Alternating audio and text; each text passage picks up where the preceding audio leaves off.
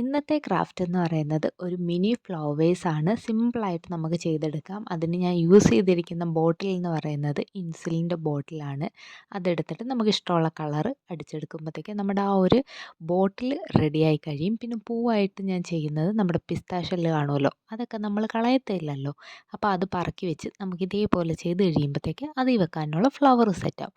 പിന്നെ ആ ഒരു തണ്ട് ഞാൻ എടുത്തേക്കുന്നത് നമ്മുടെ ഒരു ബഡ്സിൻ്റെ ആ ഒരു സംഭവമാണ്. ഇപ്പം ഈ ഒരു ബഡ്സ് എൻ്റെ കയ്യിലിരിക്കുന്നത് ഫുള്ള് ഞാൻ വാങ്ങിച്ചപ്പം പൂപ്പലടിച്ചു പോയി. ഈ ഒരു തടിയുടേത് വാങ്ങിച്ചാൽ ഉള്ള കുഴപ്പം അതാ. തിരിച്ച് പ്ലാസ്റ്റിക് ആണെങ്കിൽ കുഴപ്പമില്ല.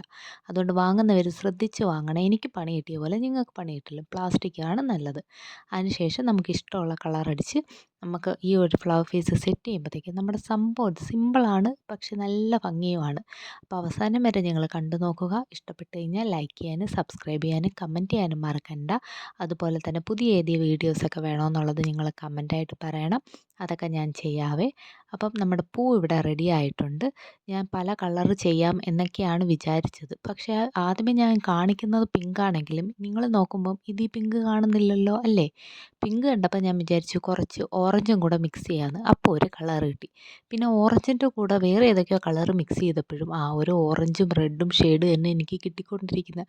പിന്നെ മിക്സ് ചെയ്തത് കളയണ്ടല്ലോ എന്ന് വിചാരിച്ച് അവസാനം വന്നപ്പോഴോ എല്ലാം ഒരേ കളർ കണക്കിരിക്കുന്നു. പക്ഷെ നേരിട്ട് കാണുമ്പോൾ ചെറിയ ചെറിയ വ്യത്യാസങ്ങളുണ്ട് കേട്ടോ. അപ്പോൾ ലാസ്റ്റ് ഇതാണ് എനിക്കിഷ്ടപ്പെട്ടു.